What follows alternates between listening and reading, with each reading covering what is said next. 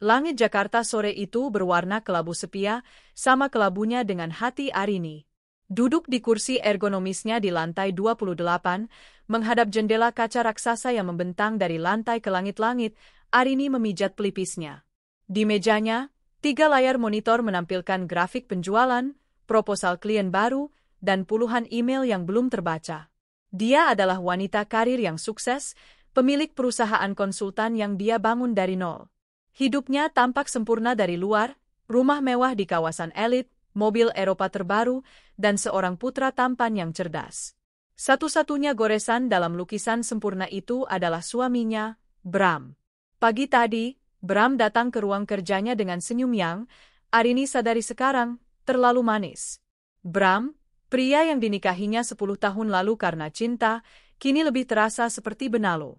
Dia sudah lama berhenti bekerja dengan alasan mencari jati diri, yang berarti hidup sepenuhnya dari penghasilan Arini. Sayang, sapa Bram pagi itu, suaranya dibuat selembut mungkin. Dia bahkan membawakan secangkir kopi, hal yang langka. Sibuk sekali, ya? Arini hanya bergumam, matanya tak lepas dari layar. Ada meeting penting pagi ini, Bram. Kenapa? Aku pinjam mobilmu, ya? Arini berhenti mengetik. Mobilku? Kenapa memang?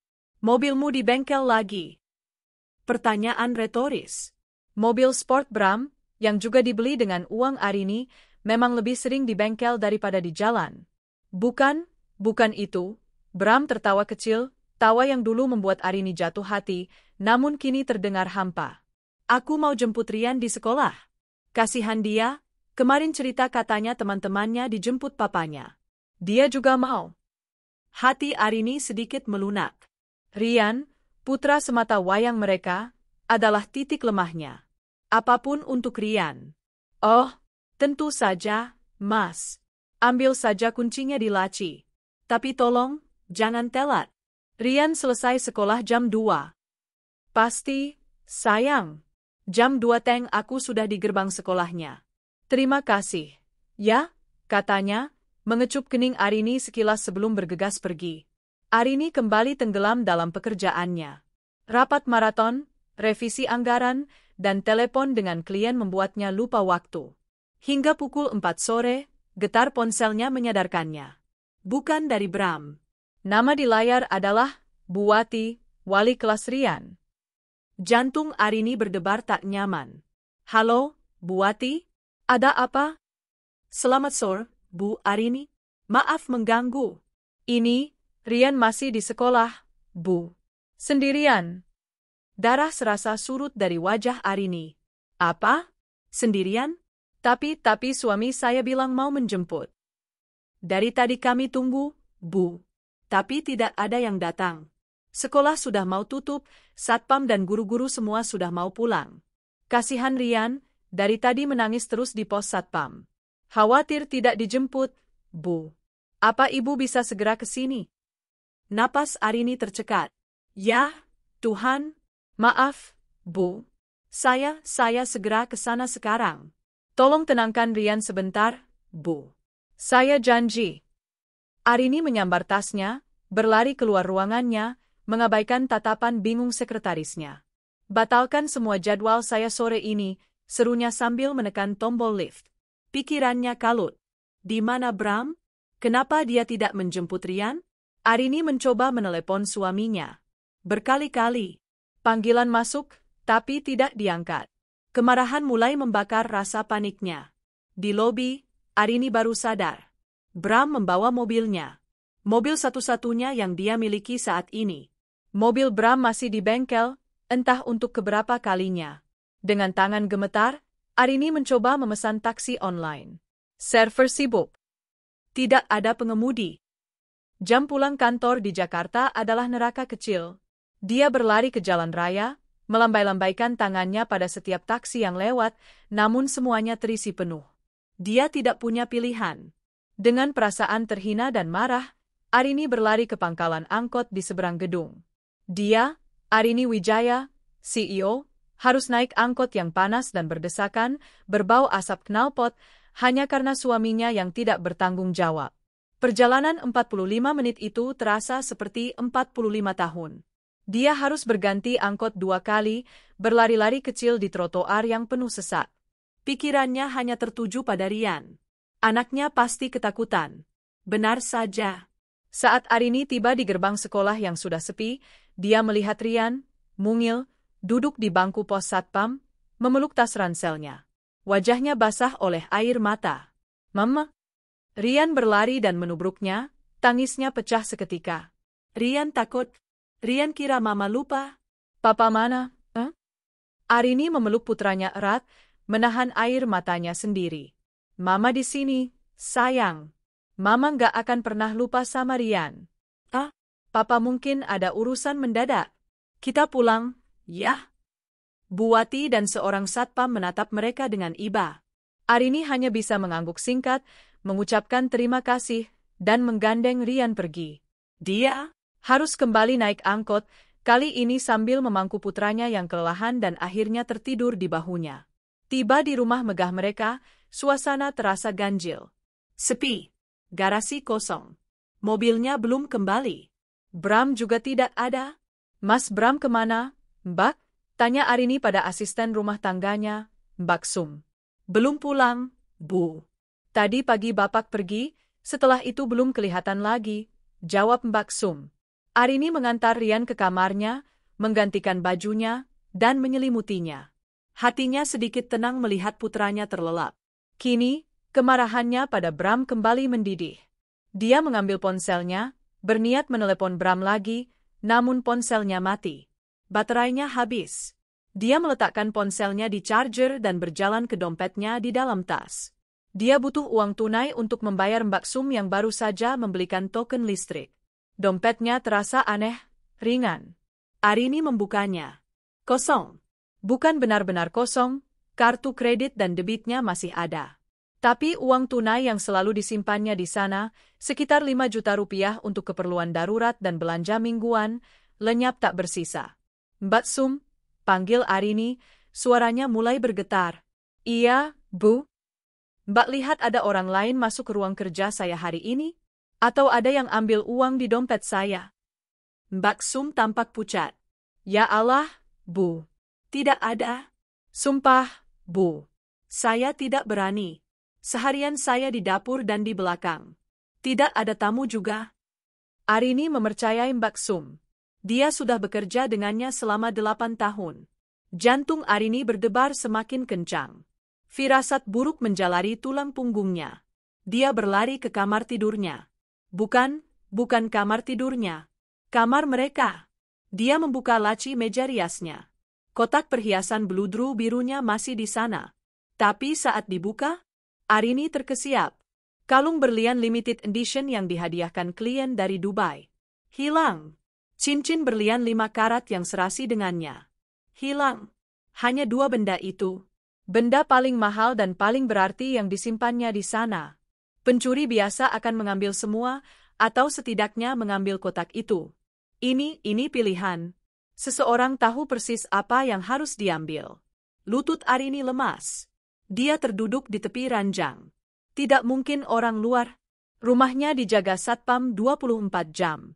Mbak Sum tidak mungkin.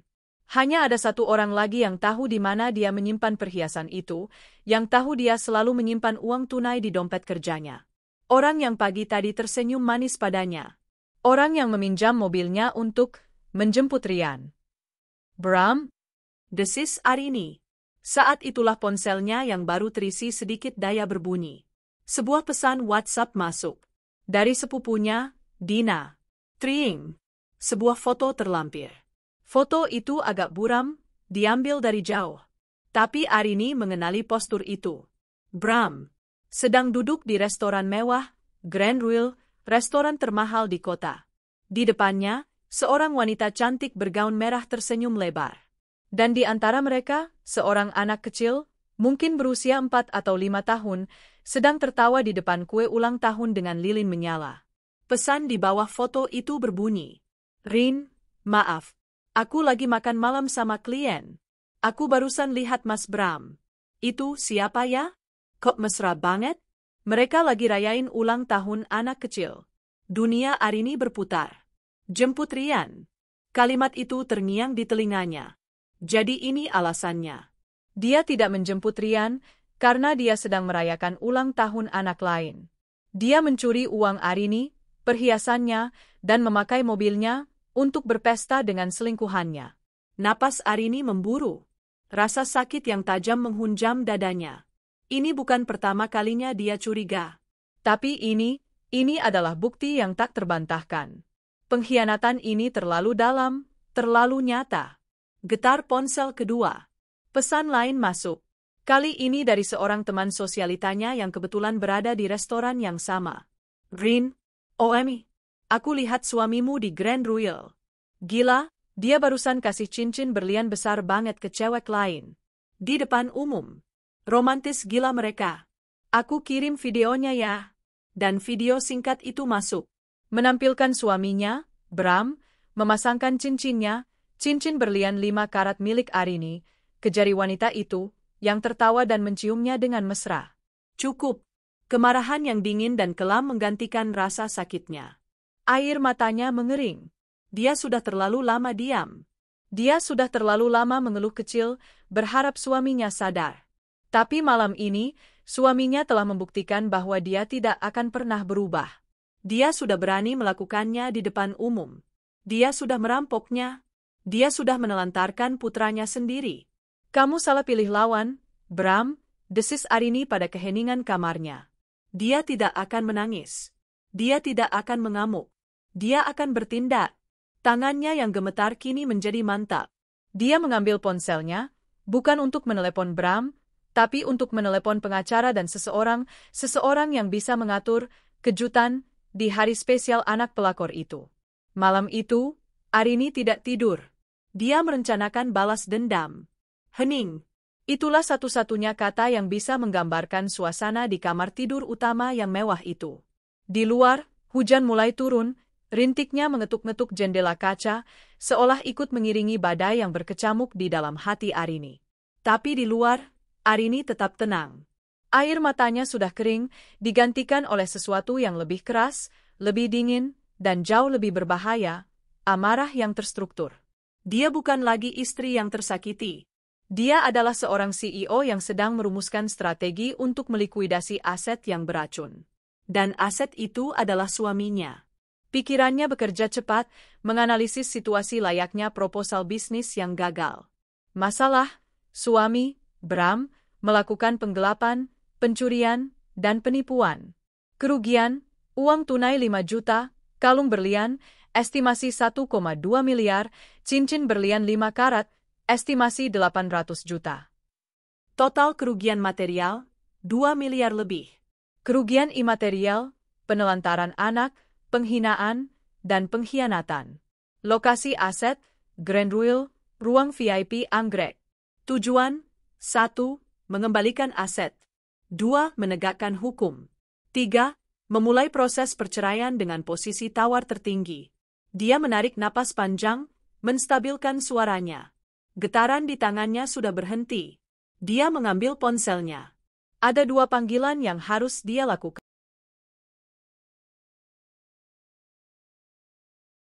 Panggilan pertama adalah ke Fajar, pengacara firma hukum yang selama ini menangani semua urusan legal perusahaannya. Fajar juga yang membantunya menyusun perjanjian pranikah yang selalu diejek Bram.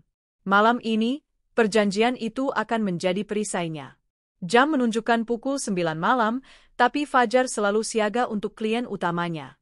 Fajar, sapa Arini begitu panggilan terhubung. Suaranya datar, tanpa emosi. Arini.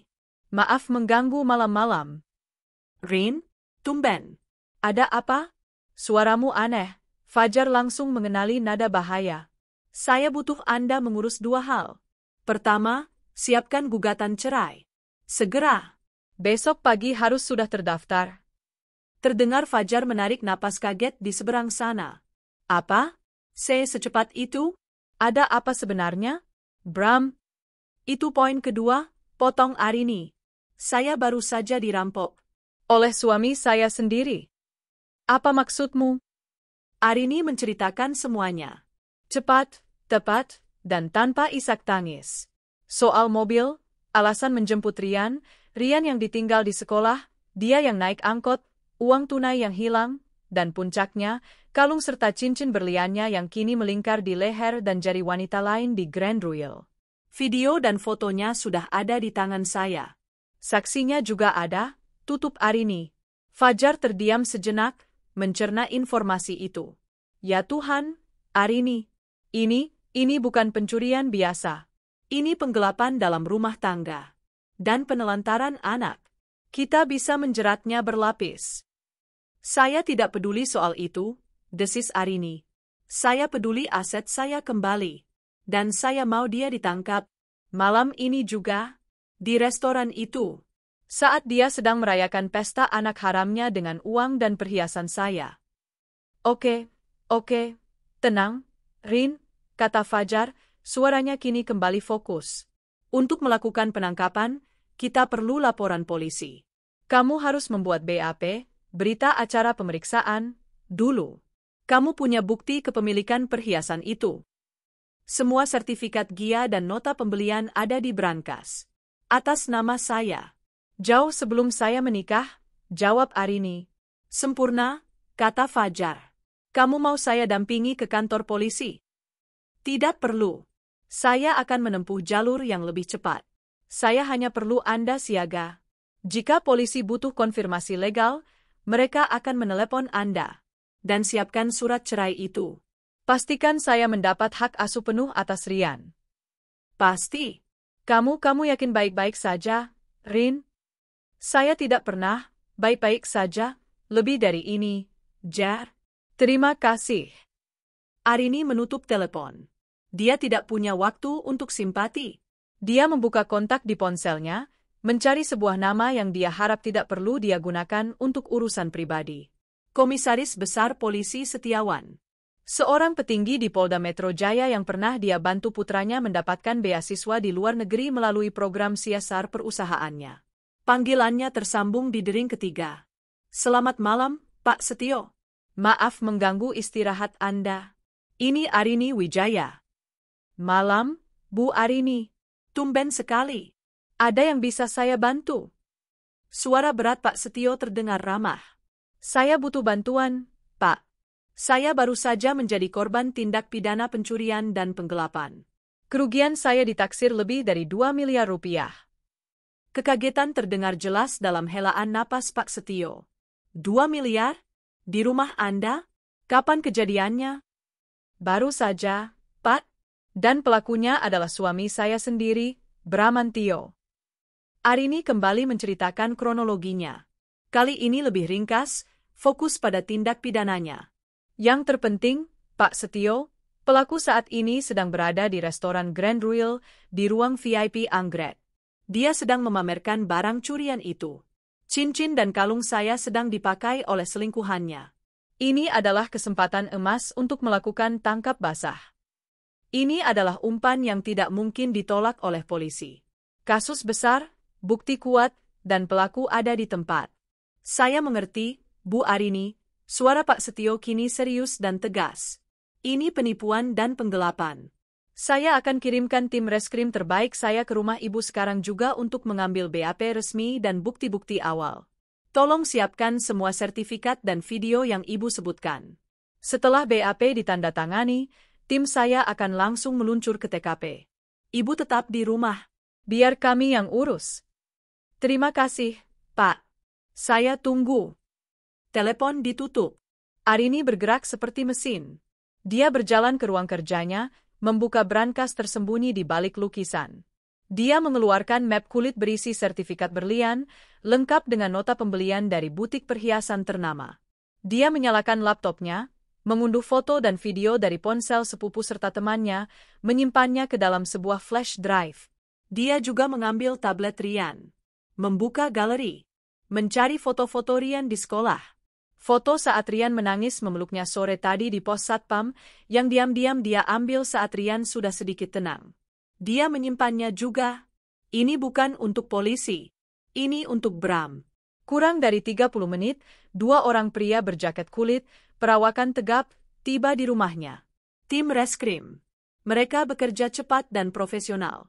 Arini menyerahkan semua bukti. Semua bukti lengkap, Bu. Sertifikat ini tak terbantahkan.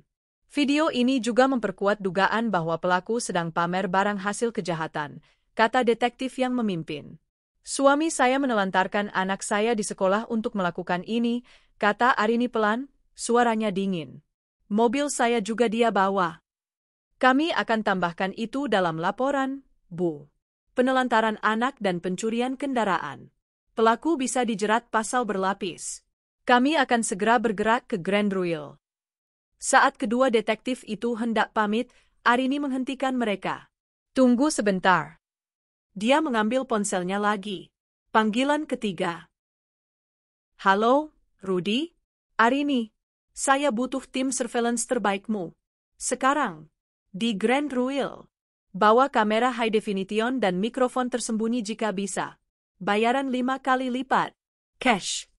Rudy adalah pemilik agensi investigasi swasta yang biasa Arini gunakan untuk mengecek latar belakang klien korporat. Siap, Bu Arini. Lokasi persis? Ruang VIP Anggrek. Sebentar lagi akan ada penggerbekan polisi. Saya mau Anda rekam semuanya. Saya tidak mau ada di sana. Saya mau Anda jadi mata saya. Rekam wajah suami saya. Rekam wajah wanita itu. Rekam wajah ketakutan mereka. Rekam saat anak itu menangis. Rekam setiap detik penghinaan mereka. Jangan ada yang terlewat. Mengerti, Bu? Tim saya sudah di jalan. Akan kami atur seolah-olah kami adalah tamu di meja sebelah atau wartawan yang kebetulan meliput. Kami akan dapatkan gambarnya. Bagus. Kirimkan saya filenya begitu selesai. Arini menutup telepon dan kembali menatap kedua detektif. Sekarang, Bapak boleh berangkat. Pastikan Bapak mengambil kembali semua milik saya. Cincin di jarinya, kalung di lehernya, dan sisa uang tunai di dompetnya. Termasuk semua hadiah yang dia beli pakai uang saya. Kedua detektif itu mengangguk paham. Mereka telah melihat banyak kasus, tapi kemarahan yang sedingin ini jarang mereka temui. Kami permisi, Bu. Pintu ditutup. Arini kembali sendirian dalam keheningan. Dia berjalan ke kamar Rian. Putranya tidur pulas, memeluk boneka beruangnya. Wajah polos itu masih menyisakan jejak air mata yang mengering. Arini mengecup kening putranya. Mulai malam ini, hanya ada kita berdua, sayang. Dan Mama janji, tidak akan ada lagi yang bisa menyakitimu. Tidak akan ada lagi yang mengalahkanmu. Dia duduk di tepi ranjang Rian, memegang ponselnya. Menunggu. Pukul 10 malam, sebuah pesan masuk dari Rudy. Tim di posisi. Restoran sedang ramai. Kami dapat meja dengan pemandangan jelas ke ruang VIP.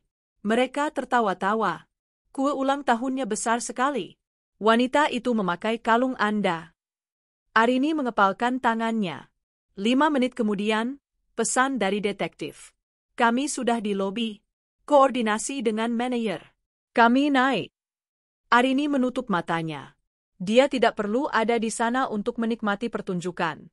Dia bisa membayangkannya dengan jelas. Suara tawa yang meriah, lagu, selamat ulang tahun, yang baru saja selesai, lalu pintu ruang VIP itu terbuka. Di dalam ruang VIP Anggrek, restoran Grand Ruil, suasana terasa hangat dan penuh tawa. Ruangan itu didekorasi dengan balon-balon merah muda dan perak. Di tengah meja, sebuah kue ulang tahun 3 tingkat bertema Putri Duyung berdiri megah, dikelilingi oleh tumpukan kotak-kotak hadiah yang dibungkus mewah. Bramantio, Bram, sedang berada di puncak dunianya. Dia duduk di kepala meja, mengenakan kemeja sutra bermerek yang dia ambil dari lemari Arini pagi tadi. Dia menyesap wine mahal, menatap 2 orang di depannya dengan tatapan memuja. Mas, ini mimpi, kan? Vina, wanita bergaun merah itu, menyentuh kalung berlian yang berkilau di lehernya. Jemarinya, yang kini dihiasi cincin berlian 5 karat, gemetar pelan. Ini terlalu indah. Aku nggak pernah punya yang seperti ini. Hanya yang terbaik untukmu, sayang, kata Bram, suaranya dalam dan meyakinkan. Dia meraih tangan Vina dan mengecupnya. Dan untuk putri kecil kita. Sasa, anak perempuan Vina yang berusia 5 tahun, tertawa riang. Dia baru saja merobek bungkusan hadiah terakhir, sebuah boneka animatronik edisi terbatas yang bisa bicara dan berjalan, mainan yang Rian, putra kandung Bram, pernah tunjukkan di katalog mainan dan minta, namun Bram abaikan dengan alasan terlalu mahal dan tidak mendidik. Makasih, Papa Bram. Sasa sayang Papa, pekik Sasa, memeluk boneka itu erat-erat. Papa juga sayang Sasa, balas Bram. Hatinya membengkak oleh perasaan berkuasa. Dia merasa seperti raja. Dia berhasil menaklukkan Arini, wanita kaku yang gila kerja itu, dan kini dia bisa menghidupi keluarga barunya yang lebih hangat dan lebih menghargainya. Arini tidak akan sadar. Uang dan perhiasan itu, Arini punya banyak. Dia bahkan mungkin tidak akan menyadari kehilangannya selama berminggu-minggu. Ayo, tiup lilinnya lagi, sayang, kata Vina. Bram mengangkat gelasnya, bersiap untuk bersulang. Untuk Sasa. Dan untuk kita. Keluarga baru kita. Mulai sekarang, hidup kita akan. Tok, tok, tok. Ketukan di pintu itu keras, tegas, dan sama sekali tidak terdengar seperti ketukan pelayan restoran. Bram mengerutkan kening. Siapa sih? Ganggu saja. Pintu kayu jati yang berat itu bergeser terbuka. Tapi yang masuk bukanlah manajer restoran dengan senyum ramah. Yang masuk adalah 4 orang pria berbadan tegap. 2 berseragam, 2 lagi mengenakan jaket kulit reskrim, dipimpin oleh seorang detektif yang wajahnya sekeras batu. Musik lembut di dalam ruangan itu langsung terasa mati. Tawa Sasa terhenti. Permisi. Selamat malam, kata detektif pemimpin, suaranya menggema di ruangan yang mendadak hening itu. Kami dari Direktorat Reserse Kriminal Polda Metro Jaya. Mencari saudara Bramantio. Wajah Bram langsung pucat pasi. Gelas wine di tangannya membeku. Saya Bramantio. Ada apa ini, Pak? Saya rasa ada salah paham. Tidak ada salah paham, kata detektif itu, matanya menyorot tajam. Saudara Bramantio, Anda kami amankan atas dugaan tindak pidana pencurian, penggelapan, dan penipuan, berdasarkan laporan polisi nomor LPB XXXX 11 2025 SPKT Polda Metro Jaya, tertanggal hari ini. Pencurian apa? Suara Bram naik 1 oktav. Saya tidak mencuri. Anda salah orang. Anda tahu siapa saya? Detektif itu mengabaikan gertakan kosong Bram. Matanya kini beralih ke Vina. Vina, yang terperangah, tanpa sadar memegangi kalung di lehernya. Dan Anda, Nona, kata detektif itu, suaranya dingin. Kalung berlian dan cincin berlian yang Anda kenakan saat ini adalah barang bukti tindak pidana pencurian. Mohon diserahkan kepada kami. Sekarang juga. Dunia Vina runtuh. Apa? Barang curian? Matanya melesat ke arah Bram, penuh kengerian dan rasa tak percaya. Mas, ini apa maksudnya? Kamu bilang ini kamu beli untukku. Ini gila, teriak Bram, mencoba berdiri, namun 2 polisi berseragam sudah mengapitnya. Itu milik saya. Saya yang berikan pada dia. Kami memiliki bukti sertifikat kepemilikan dan nota pembelian yang sah atas nama pelapor, Ibu Arini Wijaya, balas detektif itu. Sekarang, Nona, serahkan. Seorang polisi wanita, Polwan, yang tadi berdiri di belakang, kini melangkah maju ke arah Vina. Mari, Mbak. Saya bantu lepaskan. Mata Vina memanas. Air mata penghinaan mulai menggenang. Di sekeliling mereka, pintu ruang VIP itu terbuka lebar. Tamu-tamu lain di restoran mewah itu mulai berhenti makan, berbisik-bisik, dan beberapa mengeluarkan ponsel mereka. Tim Rudy, yang menyamar sebagai tamu di meja seberang, memperbesar bidikan kamera mereka.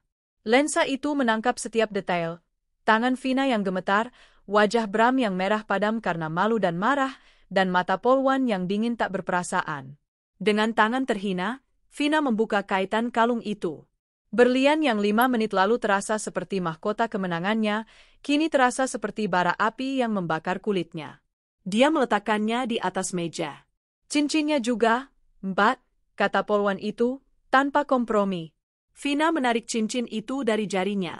Cincin yang tadi dipasangkan Bram dengan penuh janji. Air matanya menetes. Mas, kamu bohong sama aku, Mas? jerit Vina. Bukan begitu, sayang. Ini jebakan. Ini semua ulah Arini, raung Bram, meronta tapi tak bisa bergerak. Detektif itu memberi isyarat. Borgol dia. Klik. Suara borgol yang mengunci pergelangan tangan Bram terdengar lebih keras daripada musik apapun. Tunggu, kata detektif itu lagi. Dia melihat tumpukan hadiah di sudut meja. Boneka itu. Kapan dibelinya? Tadi siang, isak Vina. Saudara Bramantio juga dilaporkan mengambil uang tunai 5 juta rupiah, kata detektif itu, menatap Bram. Dompet Anda. Polisi mengambil dompet Bram. Di dalamnya, tersisa uang tunai sekitar 2 juta rupiah. Kami sita sisa uang ini. Dan semua hadiah yang dibeli hari ini dengan menggunakan uang hasil kejahatan juga kami sita sebagai barang bukti. Saat itulah Sasa, yang sejak tadi diam ketakutan, akhirnya meledak. Ketika seorang petugas mengambil boneka Putri Duyung edisi terbatas itu dari pelukannya, anak itu menjerit sejadi-jadinya. Jangan, itu punya Sasa. Papa, jahat. Kembalikan boneka Sasa. Sasa menangis meraung-raung, suaranya melengking memilukan, memecah keheningan restoran. Dia berguling-guling di lantai, menendang-nendang. Pemandangan itu, seorang anak yang menangis histeris, seorang wanita yang perhiasannya dilucuti, dan seorang pria yang diborgol, menjadi tontonan utama di Grand Ruil malam itu. Anda bisa telepon pengacara Anda dari kantor polisi. Mari, jalan, perintah detektif itu. Bram digiring keluar dari ruang VIP, melewati lorong restoran yang penuh dengan tatapan mencemooh dan kamera ponsel yang menyala. Wajahnya, yang tadi dipenuhi kesombongan, kini tertunduk dalam kehinaan tertinggi. Di dalam ruangan, Vina terduduk lemas di lantai, di samping putrinya yang masih meraung-raung. Pesta termewah dalam hidupnya telah berakhir dalam waktu kurang dari 10 menit. Manajer restoran mendekat dengan gugup, membawa tagihan makan malam yang belum terbayar. Jauh dari sana, di kamar Rian yang temaram, Arini duduk diam. Ponselnya bergetar. Sebuah file video berukuran besar masuk. Kiriman dari Rudy. Dia memasang earphone, tidak ingin membangunkan Rian. Dia menekan tombol play. Dia menonton semuanya. Dia melihat wajah sombong Bram saat bersulang. Dia melihat wajah Vina yang penuh kemenangan. Lalu dia melihat pintu terbuka. Dia mendengar suara Sasa yang meraung-raung, jeritan yang menusuk telinga. Dia melihat penghinaan di mata Vina saat kalung dan cincinnya diambil paksa. Dan dia melihat Bram, suaminya, pria yang dia cintai. Pria yang telah menghancurkannya. Digiring seperti penjahat rendahan, tangannya terikat di belakang punggung. Arini tidak tersenyum. Dia tidak merasa menang. Dia hanya merasa kosong. Tapi ini adalah kekosongan yang membebaskan. Dia menutup video itu. Tangannya mantap. Dia mengetik pesan kepada Fajar, pengacaranya. Dia sudah ditahan. Urus surat cerainya besok pagi. Pastikan dia tidak bisa menemui Rian tanpa pengawasan. Kemudian, dia mengirim video mentah itu ke editor freelance kepercayaannya. Buat video ini sebagus mungkin. Masukkan adegan Vina yang menangis dan anak itu yang menjerit. Beri musik latar yang paling dramatis. Saya mau video ini jadi sebuah karya seni. Karya seni tentang kehancuran. Malam itu, Arini akhirnya bisa tidur. Untuk pertama kalinya dalam bertahun-tahun, dia tidur tanpa beban. Pertunjukan baru saja dimulai. Bantingan pintu sel tahanan yang terbuat dari besi solid terasa memekakkan telinga. Suara itu, disusul bunyi kunci yang diputar, menyentak Bram kembali ke kenyataan yang brutal. Ruangan berukuran 2 kali 3 meter itu berbau pesing dan apak. Sebuah bangku semen yang dingin menempel di dinding adalah satu-satunya perabot, selain talet jongkok di sudut yang terbuka. Ini adalah neraka. 1 jam yang lalu, dia adalah raja, duduk di ruang VIP bertabur bludru, meminum wine seharga jutaan, memakaikan berlian di jari kekasihnya. Sekarang, dia di sini.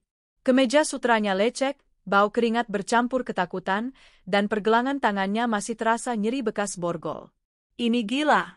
Kalian tidak bisa melakukan ini padaku, teriaknya, menggedor-gedor pintu besi. Saya mau pengacara. Saya mau Seorang petugas jaga yang bermuka masam melongok dari lubang kecil di pintu. Jatah telepon Anda 1 kali. Dan diam. Ini bukan hotel bapakmu. Bram terdiam, napasnya memburu. Marah, malu, dan bingung berkecamuk jadi satu. Arini. Ini pasti ulah Arini. Wanita gila kerja itu pasti sudah gila. Dia benar-benar menjebloskan suaminya sendiri ke penjara? Hanya karena uang dan perhiasan? Bukankah dia punya banyak? Arini, dia harus membebaskan aku, gumam Bram pada dirinya sendiri, mencoba meyakinkan diri. Dia masih memegang kartu as, Rian. Arini tidak mungkin membiarkan ayah dari anaknya di penjara. Dia menggunakan jatah teleponnya. Bukan untuk pengacara. Dia menelepon rumah. Telepon berdering 4 kali sebelum diangkat oleh Mbak Sum. Halo, Mbak Sum. Ini saya, Bram. Kasih teleponnya ke Arini. Cepat, desaknya, suaranya parau. Terdengar suara ragu di seberang. Maaf, Pak. Ibu Arini sudah berpesan. Ibu tidak mau terima telepon dari Bapak. Kata Ibu, kalau ada perlu, Bapak bisa hubungi pengacaranya, Pak Fajar. Omong kosong apa ini? Saya suaminya. Suruh dia bicara sama saya sekarang juga. Maaf, Pak. Ibu sedang sarapan dengan Den Rian. Saya tidak berani ganggu. Permisi, Pak. Klik. Telepon ditutup. Bram membeku. Sarapan? Dengan Rian? Seolah tidak terjadi apa-apa. Kemarahan yang tadinya membara kini bercampur dengan sejenis ketakutan dingin yang baru pertama kali ia rasakan. Arini tidak main-main. Dia benar-benar telah membuangnya. Dia ambruk di bangku semen. Realitas menghantamnya, dia sendirian. Dia tidak punya uang. Tidak punya koneksi, semua koneksinya adalah koneksi Arini. Dia tamat. Di seberang kota, Vina baru saja berhasil menidurkan Sasa. Dia tidak kembali ke apartemen kecilnya. Dia tidak sanggup. Dia juga tidak punya uang sepeser pun untuk membayar taksi.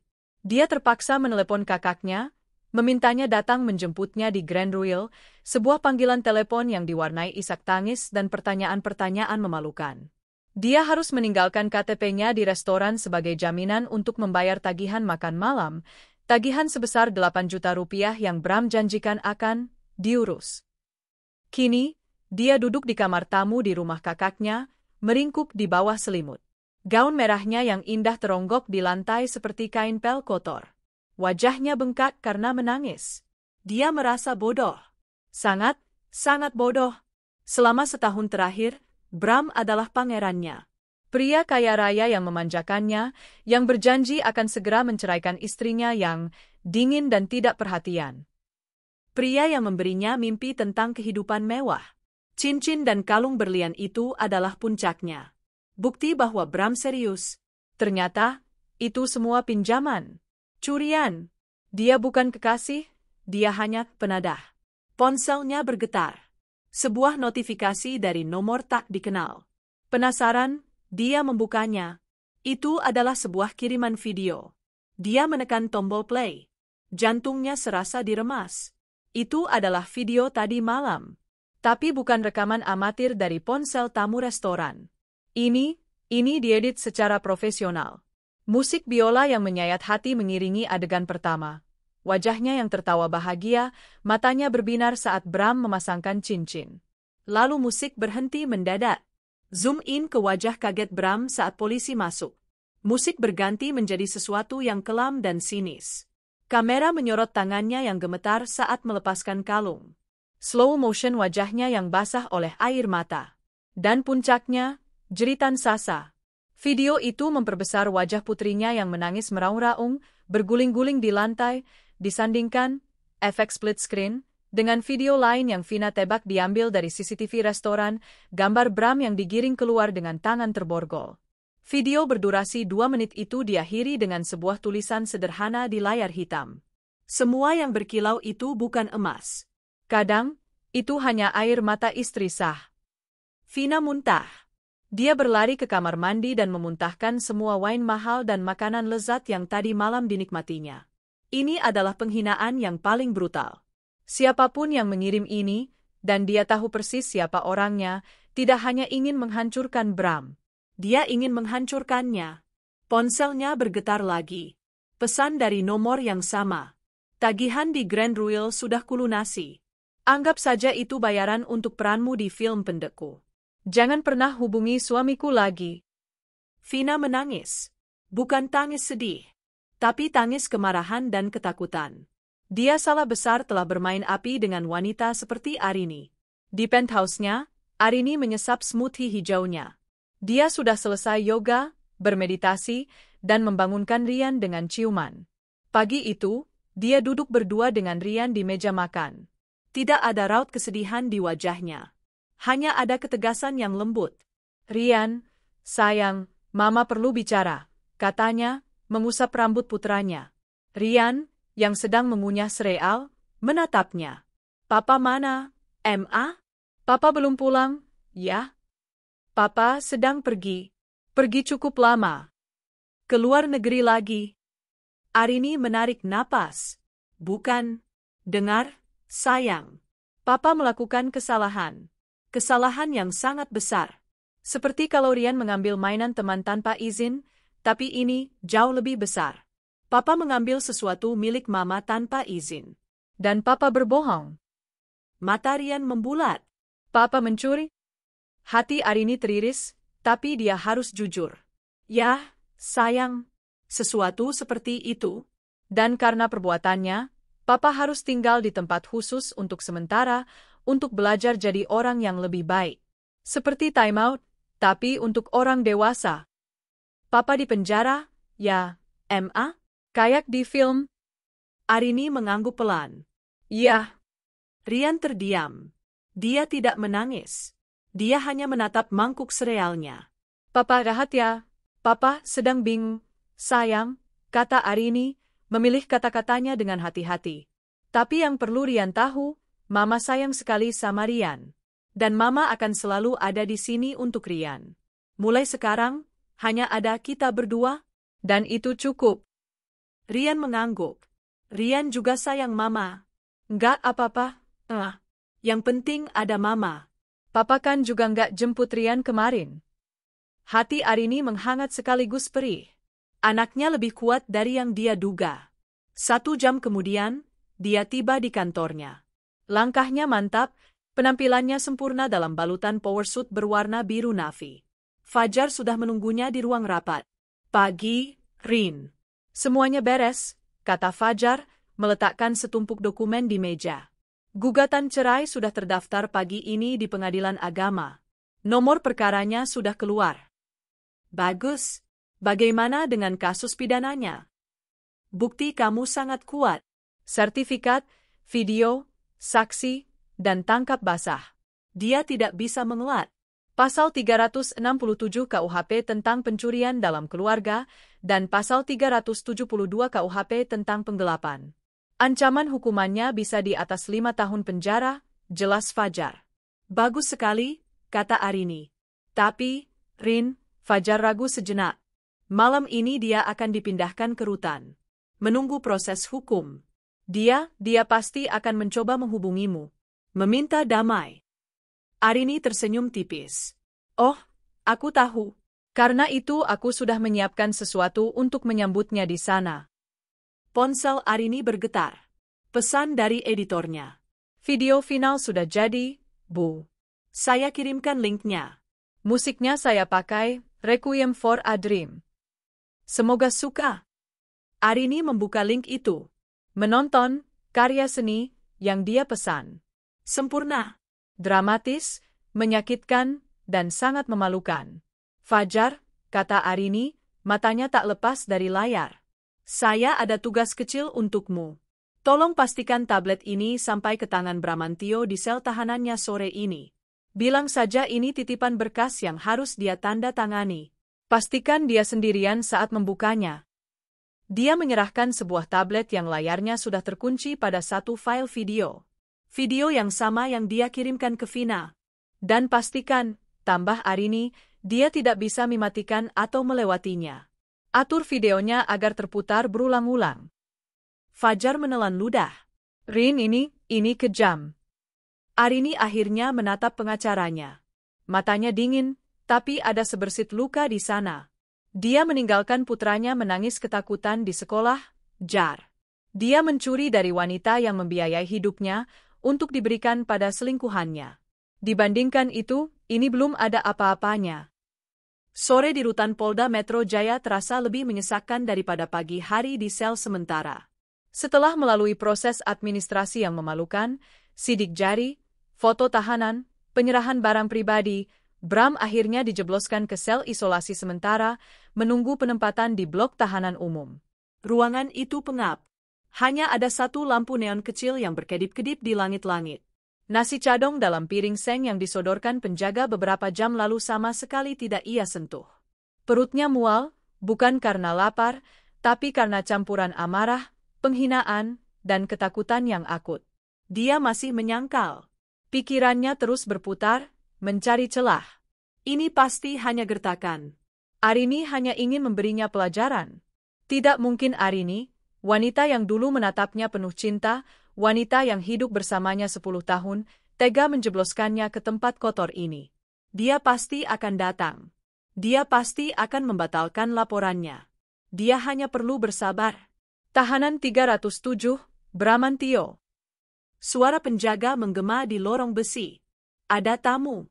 Pengacara. Ruang interogasi 2. Jantung Bram melonjak. Harapan membuncah seketika. Benar, kan? Arini pasti sudah luluh. Dia mengirim Fajar. Fajar, pengacara mereka. Fajar akan mengurus jaminan. Dia akan bebas malam ini. Dengan langkah yang dibuat-buat tegap, Bram mengikuti penjaga ke ruangan kecil ber-AC yang dingin. Di sana, duduk Fajar. Rapi dalam setelan jas mahalnya, tampak sangat kontras dengan kondisi Bram yang kuyu dan berantakan. Fajar. Akhirnya, seru Bram, sebelum penjaga sempat menutup pintu. Kamu harus keluarkan aku dari sini. Cepat. Bilang sama Arini, aku minta maaf. Aku hilaf, Jar. Sumpah, aku nggak akan ulangi lagi. Aku. Fajar mengangkat tangannya, menghentikan rentetan kata-kata Bram. Wajahnya datar, tanpa ekspresi. Selamat sore, Pak Bramantio. Pak? Bram tertegun. Kenapa kamu panggil aku, Pak? Saya kesini bukan sebagai pengacara Anda, kata Fajar, suaranya dingin dan profesional. Saya datang sebagai kuasa hukum Ibu Arini Wijaya. Sama saja. Dia istriku. Dia pasti mau aku bebas, kan? Ini keterlaluan, Jar. Aku ini suaminya. Fajar menatap Bram lekat-lekat. Mungkin Anda lupa status Anda. Tapi saya ingatkan. Anda adalah tersangka kasus pidana dengan pelapor istri Anda sendiri. Dan saya, sebagai pengacaranya, hadir untuk memastikan proses hukum berjalan lancar. Bram terduduk lemas di kursi besi. Arini tidak mau membebaskan aku. Justru sebaliknya, kata Fajar. Dia meletakkan sebuah map tebal berwarna biru di atas meja dan mendorongnya ke arah Bram. Poin pertama. Ini untuk Anda. Surat panggilan sidang pertama gugatan cerai dari Pengadilan Agama. Terdaftar pagi tadi. Nomor perkara 1102-DG 2025 JS. Tangan Bram gemetar saat membuka map itu. Matanya membelalak membaca setiap kata. Menceraikan? Bramantio, hak asuh penuh atas Rian Wijaya, pembagian harta Gonogini sesuai perjanjian pranikah. Perjanjian pranikah. Dokumen yang dia tanda tangani sambil tertawa 10 tahun lalu, menganggapnya lelucon dari wanita karir yang kaku. Dokumen yang menyatakan bahwa semua aset yang dimiliki Arini sebelum dan selama pernikahan adalah miliknya pribadi. Bram tidak berhak atas apapun. Dia gila, desis Bram, wajahnya pucat pasi. Dia mau membuangku? Membuatku miskin? Aku ayahnya Rian. Aku akan lawan. Aku akan tuntut hak asuh Rian.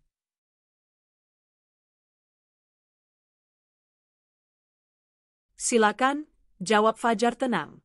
Tapi saya ragu seorang ayah yang menelantarkan anaknya di sekolah untuk berpesta dengan selingkuhan dan kemudian dipenjara karena mencuri dari istrinya sendiri, akan memiliki posisi tawar yang kuat di pengadilan. Itu membawa kita ke poin kedua. Fajar mengeluarkan sesuatu yang lain dari tas kerjanya. Sebuah tablet berwarna hitam. Apalagi ini? Tanya Bram curiga. Titipan khusus dari Ibu Arini. Beliau ingin Anda menonton ini. Katanya, agar Anda tidak kesepian di sel. Anggap saja ini teman baru Anda. Fajar meletakkan tablet itu di meja. Bram menatap benda itu dengan ragu. Dengan perasaan campur aduk, dia menyentuh layar. Tablet itu tidak terkunci. Hanya ada satu file video di tengah layar. Dia menekan tombol play. Musik biola yang kelam dan menyayat, Requiem for a Dream, mengalun pelan dari speaker tablet. Layar menampilkan adegan di Grand Royal. Wajah Vina yang tertawa manja. Wajah Sasa yang bertepuk tangan. Dan wajahnya sendiri, wajah sombongnya saat mengangkat gelas wine. Kamera menyorot slow motion saat dia memasangkan cincin berlian, cincin Arini, ke jari Vina. Kurang ajar? Desis Bram. Lalu, musik berhenti. Adegan berganti. Pintu terbuka. Polisi masuk. Musik kembali menghentak, lebih cepat, lebih sinis. Bram menonton dengan ngeri. Dia melihat wajah kagetnya sendiri. Dia melihat wajah Vina yang pucat pasi. Dia melihat Polwan melucuti kalung dan cincin Vina. Dia melihat semua hadiah disita. Dan kemudian jeritan Sasa. Video itu menyorot wajah anak kecil yang menangis meraung-raung, bergulingan di lantai, suaranya melengking memenuhi ruangan. Adegan itu disandingkan dengan split screen yang menampilkan dirinya digiring keluar dengan tangan terborgol, wajahnya tertunduk malu. Video berdurasi 2 menit itu berakhir dengan tulisan, "Semua yang berkilau itu bukan emas. Kadang, itu hanya air mata istri sah." Layar menjadi hitam. Bram bernapas terengah-engah. Ini adalah rekaman penghinaan totalnya. Lalu video itu terputar lagi. Dari awal, musik biola yang menyayat itu kembali terdengar. Matikan benda ini. Bram panik. Dia menekan tombol power. Tidak berfungsi. Dia menekan tombol volume. Tidak berfungsi. Dia mencoba keluar ke menu utama. Tidak bisa. Video itu terkunci untuk terus berputar. Looping. Apa ini? Fajar berdiri, merapikan jasnya. Sudah diatur khusus oleh teknisi Ibu Arini. Tidak bisa dimatikan. Tidak bisa di-pause. Tidak bisa dikecilkan suaranya. Baterainya juga sudah dimodifikasi untuk tahan 48 jam non-stop. Enggak. Ambil ini. Aku nggak mau lihat, teriak Bram. Petugas akan mengantarkan Anda kembali ke sel.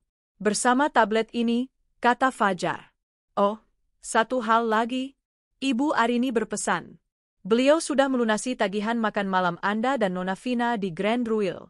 Beliau juga mengirimkan video yang sama ke Nona Vina. Ibu Arini orang yang sangat teliti. Arini, dia iblis. Rintih Bram. Dia istri yang Anda hianati, koreksi Fajar. Permisi. Sampai jumpa di pengadilan. Fajar keluar. Penjaga masuk. Waktu habis. Bawa barangmu. Kembali di dalam sel yang pengap. Bram dilempar masuk. Tablet itu dilempar bersamanya, mendarat di bangku semen. Musik, Requiem, itu kembali mengalun. Wajah Vina yang tertawa, jeritan Sasa. Suara borgol. Berputar, dan berputar lagi. Bram menutup telinganya dengan kedua tangan, tapi suara melengking Sasa dan musik yang menusuk itu terlalu keras. Bergema di dinding semen sel yang sempit. Dia melempar tablet itu ke dinding. Benda itu terbanting keras. Layarnya retak seperti sarang laba-laba. Tapi video itu tetap menyala. Suaranya tetap bergaung. Tidak, matikan. Tolong, siapapun. Bram meraung. Bukan raungan marah, tapi raungan putus asa seorang pria yang hancur. Dia meringkuk di sudut terjauh dari tablet itu, memeluk lututnya, berguncang hebat. Arini benar. Dia tidak kesepian. Dia kini ditemani oleh rekaman kehancurannya sendiri yang akan berputar tanpa henti sepanjang malam. 3 hari. Selama 3 hari, Vina bersembunyi di kamar tamu di rumah kakaknya, Mita. 3 hari Sasa, putrinya, terus-menerus merengek, menanyakan boneka putri duyungnya yang disita dan kapan Papa Bram akan datang lagi. Vina tidak punya jawaban. Dia mematikan ponselnya, terlalu takut untuk melihat video siksaan yang dikirimkan Arini. Dia mencoba meyakinkan dirinya sendiri bahwa ini adalah masalah pribadi, badai kecil yang akan berlalu. Pada hari keempat, kehabisan baju ganti, dia terpaksa memberanikan diri. "Mbak, aku pinjam bajumu, ya? Aku mau pulang ke apartemen, ambil baju-bajuku dan Sasa," pinta Vina pelan. Mita, kakaknya, menatapnya dengan pandangan yang sulit diartikan. Campuran antara iba dan jengkel. "Yakin kamu mau keluar sekarang?" Kenapa memang? Ini kan urusan pribadiku sama Mas Bram dan istrinya, kata Vina, suaranya defensif. Mita tidak berkata apa-apa. Dia hanya menyalakan televisi di ruang tamu, membukanya ke sebuah program infotainment pagi yang sedang hits. Jantung Vina serasa berhenti berdetak. Di layar, terpampang jelas footage yang diambil dari video Arini. Wajahnya yang menangis, Sasa yang menjerit-jerit, dan Bram yang digiring dengan tangan terborgol. Video itu disensor di beberapa bagian, tapi narasi dari pembawa acara gosip itu lebih tajam dari silet. Diduga menjadi simpanan seorang pengusaha, wanita berinisial V ini harus menelan malu saat pesta ulang tahun mewah untuk putrinya digerebek polisi. Perhiasan berlian miliaran rupiah yang dikenakannya ternyata adalah barang curian milik istri sah sang pengusaha. "Yarhan?" Vina terhuyung mundur, tangannya menutup mulut. "Itu ada di semua akun gosip, Vin," kata Mita, suaranya dingin. "Semua orang di kompleks ini sudah nonton. Kamu sekarang, pelakor Granville." Ibu-ibu arisan dari kemarin gak berhenti Saat itulah bel rumah berbunyi. Ibu RT, diantar dua tetangga lainnya, berdiri di depan pintu. Wajah mereka penuh penghakiman. "Permisi, Mbak Mita. Maaf, kami mau bicara sama adiknya, ya," kata Bu RT, matanya menatap Vina dari atas ke bawah dengan tatapan menghina. "Ada apa, Bu?" tanya Mita, mencoba menghalangi. "Kami mewakili warga. Kami, terus terang, resah. Sejak video itu viral, kompleks kita jadi sorotan. Banyak wartawan mondar-mandir. Kami tidak mau lingkungan kami tercemar karena ada warga yang, ya, begitulah, terlibat kasus perebutan suami orang dan barang curian. Tolong jaga ucapan Anda, Bu RT, pekit Vina, gemetar. "Loh, itu kan yang ada di video," timpal tetangga yang lain. "Malu, Mbak. Punya anak kok diajari merampas hak orang lain. Pantas saja nangisnya meraung-raung begitu, barangnya barang haram." Penghinaan itu terlalu telak. Vina tidak bisa bernapas. Dia membanting pintu, mengabaikan teriakan kakaknya. Dia berlari kembali ke kamar, mengunci diri. Dia hancur. Arini tidak hanya mengambil Bram dan perhiasannya. Dia telah mengambil harga dirinya. Dia mengambil nama baiknya. Dia telah mengubahnya menjadi tontonan publik, bulan-bulanan tetangga. Seperti yang diinginkan Arini, Vina dan anaknya kini terpenjara di dalam rumah, tidak bisa keluar karena malu yang tak tertanggungkan. 3 minggu kemudian, Pengadilan Negeri Jakarta Selatan. Pintu ruang tahanan terbuka, dan Bramantio digiring keluar oleh 2 penjaga. Penampilannya adalah bayangan menyedihkan dari pria flamboyan yang dulu. Dia telah menghabiskan 3 minggu di neraka. Malam pertama dan kedua, dia disiksa oleh video yang berputar tanpa henti. Setelah baterai tablet itu akhirnya mati, keheningan terasa lebih menakutkan. Dia dipindahkan ke sel tahanan umum, tempat di mana status suami istri sah tidak berarti apa-apa. Sebagai tahanan kasus receh, pencurian dari istri yang masuk tanpa uang sepeser pun, dia menjadi target empuk para preman sel. Dia kurus, matanya cekung, rambutnya acak-acakan, dan ada memar samar di tulang pipinya yang tidak bisa ditutupi. Dia bukan lagi Bram yang angkuh. Dia adalah pesakitan yang putus asa. Sidang kasus pencurian dan penggelapannya dimulai hari itu. Dia duduk di kursi terdakwa, kepalanya tertunduk. Pengacara yang ditunjuk negara di sampingnya hanya bisa menepuk bahunya pelan. Kasusnya terlalu jelas. Bukti terlalu kuat. Sidang akan segera dimulai, kata Panitera. Saat itulah pintu utama ruang sidang terbuka. Arini Wijaya masuk. Ruangan itu seolah membeku. Jika Bram adalah gambaran kehancuran, Arini adalah kebalikannya. Dia mengenakan dress code pengadilan yang formal, sebuah blazer putih gading yang dipadukan dengan rok pensil hitam, rambutnya disanggul modern yang rapi. Dia berjalan tegak, high heels-nya mengetuk lantai marmer dengan irama yang mantap dan penuh kuasa.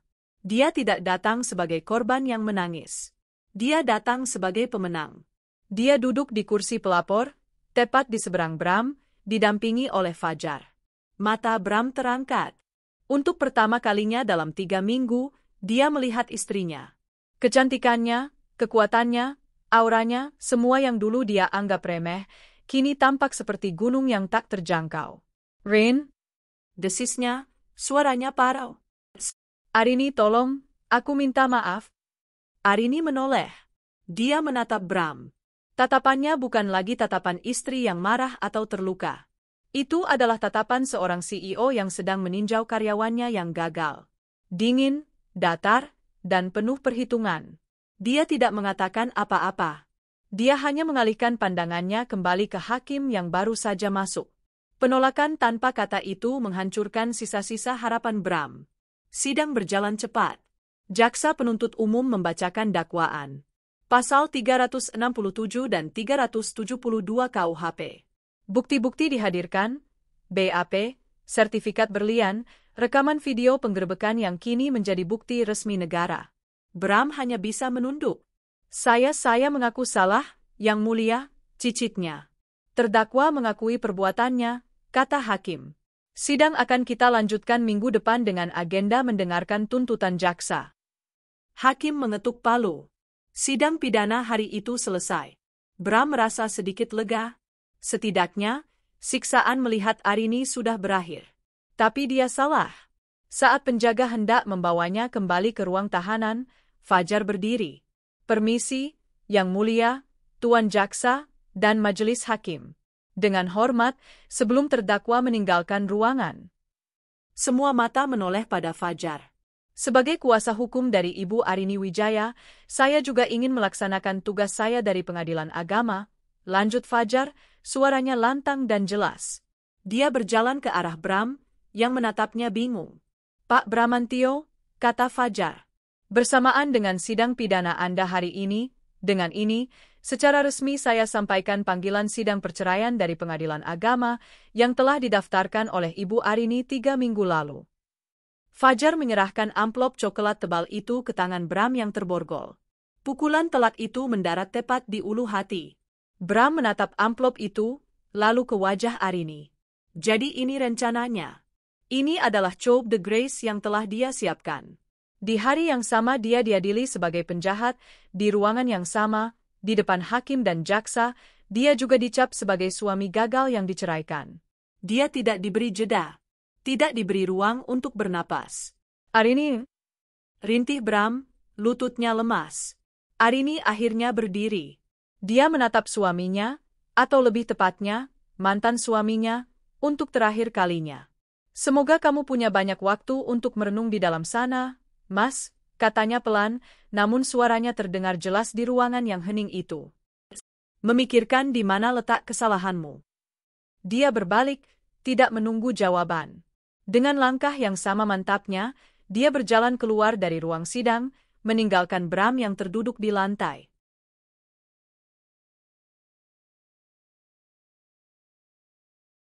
Memegang surat cerainya, hancur berkeping-keping di bawah tatapan mata seluruh isi ruang pengadilan.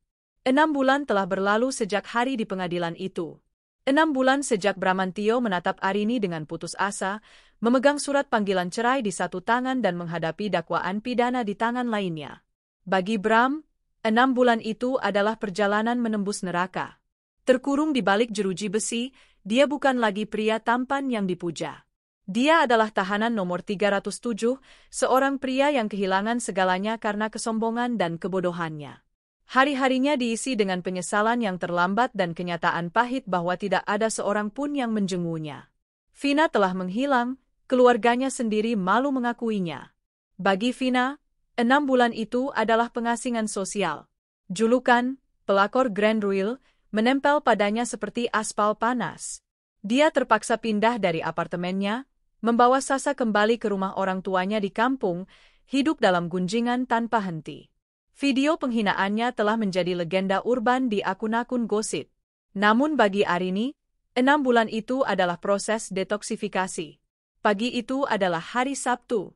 Tidak ada lagi aroma kopi basi dan rokok yang tercium dari ruang kerja Bram yang dulu berantakan. Rumah itu kini harum oleh wangi bunga sedap malam dan aroma pankek pisang yang sedang dibuat Arini. Rian, Sarapan siap, panggil Arini dari dapur terbukanya yang modern. Terdengar derap langkah kaki kecil di tangga marmer. Rian, kini jauh lebih ceria dan berisi, berlari dan memeluk pinggang ibunya. Wah, pankek. Mama bikin yang bentuk dinosaurus. Tentu saja. Terek spesial untuk jagoan Mama, kata Arini, tertawa sambil membalik pankek di wajan. Dia menatap putranya. 6 bulan tanpa figur ayahnya yang toksik telah mengubah Rian. Anak yang dulu sering murung dan cemas itu kini lebih percaya diri. Nilai-nilainya di sekolah membaik, dan dia baru saja memenangkan juara pertama lomba menggambar di sekolahnya. Foto Rian memegang piala itu terpajang di kulkas. Arini hadir di acara itu, duduk di barisan depan, bertepuk tangan paling keras. Dulu, acara-acara sekolah seperti itu selalu Arini hadiri sendirian, dengan alasan Bram, sedang sibuk, atau malas. Sekarang Arini sadar, Bram tidak pernah sibuk, dia hanya tidak peduli. Nanti siang jadikan, kita ke planetarium, tanya Rian, mulutnya penuh pankek. Jadi, dong. Setelah Mama selesai meeting sebentar. Jam 11 Mama sudah selesai, kita langsung berangkat. Mama kerja lagi?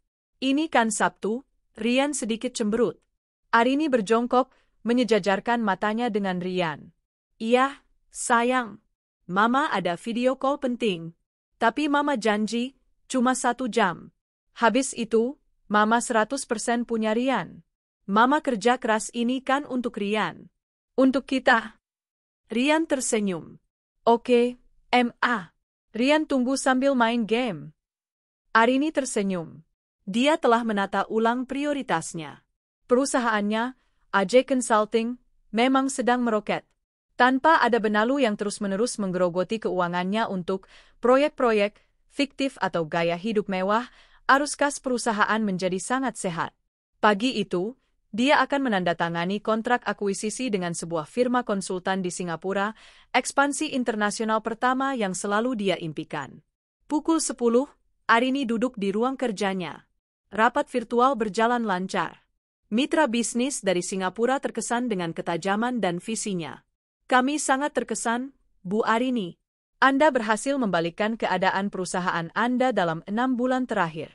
Ini pencapaian yang fenomenal, kata CEO dari Singapura. Arini tersenyum tipis. Saya hanya memotong aset-aset yang tidak produktif, Tuan Lee. Setelah itu, semuanya berjalan jauh lebih ringan. Selamat, kontrak akan kami kirimkan. Senang berbisnis dengan Anda. Panggilan ditutup. Arini memutar kursinya, menatap Jakarta dari jendela kacanya. Dia berhasil. Dia tidak hanya bertahan, dia berkembang. Dia membuktikan bahwa dia bukan hanya tidak jatuh, tapi dia terbang jauh lebih tinggi setelah melepaskan beban mati itu. Ponselnya bergetar. Pengingat dari Fajar. Rin, sidang vonis jam 2 siang ini. Kamu jadi datang? Arini menatap pengingat itu. Sidang vonis. Hari ini adalah penentuan nasib Bram. Setelah berbulan-bulan persidangan yang melelahkan, di mana Bram akhirnya hanya bisa pasrah dan mengakui segalanya, hari ini hakim akan mengetuk palu. Proses perceraian mereka sendiri sudah selesai 2 bulan lalu. Pengadilan agama mengabulkan semua tuntutannya. Hak asuh penuh Rian jatuh ke tangannya, tanpa kewajiban memberi akses pertemuan pada Bram tanpa pengawasan ketat. Harta Gonogini, perjanjian pranikah telah melindungi setiap asetnya. Bram keluar dari pernikahan itu tanpa membawa apa-apa, selain baju yang menempel di badannya saat ditangkap. Arini membalas pesan Fajar. Saya tidak datang, Jar. Terlalu sibuk. Kirimkan saja hasilnya nanti. Saya mau ajak Rian ke planetarium. Dia menutup ponselnya. Dia tidak perlu ada di sana. Mendengar Bram divonis tidak akan memberinya kepuasan lebih. Kepuasan sejatinya ada di sini, di ruang kerjanya yang sukses, dan di ruang bermain di mana putranya sedang tertawa. Pukul 3 sore. Di ruang sidang pengadilan negeri yang panas, Bramantio berdiri di depan majelis hakim. Wajahnya tirus, matanya kosong. Rompi tahanan oranye itu tampak kebesaran di tubuhnya yang menyusut. Dia mencari-cari di kursi pengunjung, berharap, entah keajaiban apa, Arini akan datang. Tapi kursi itu kosong. Terdakwa Bramantio, suara hakim ketua menggema, setelah mempertimbangkan semua fakta persidangan, kesaksian, dan barang bukti, majelis hakim menyatakan bahwa terdakwa terbukti secara sah dan meyakinkan bersalah melakukan tindak pidana penggelapan dalam keluarga dan pencurian sebagaimana diatur dalam pasal 372 dan 367 Kitab Undang-Undang Hukum Pidana. Bram menelan ludah, tenggorokannya kering. Perbuatan terdakwa telah mencederai martabat institusi pernikahan, merugikan secara material dan imaterial pihak pelapor, dan secara tidak langsung telah menelantarkan anak kandungnya sendiri demi membiayai gaya hidup dengan wanita lain. Hal-hal yang memberatkan, terdakwa berbelit-belit di awal persidangan dan tidak menunjukkan penyesalan yang tulus. Hakim mengambil jeda sejenak, menatap Bram dengan tajam.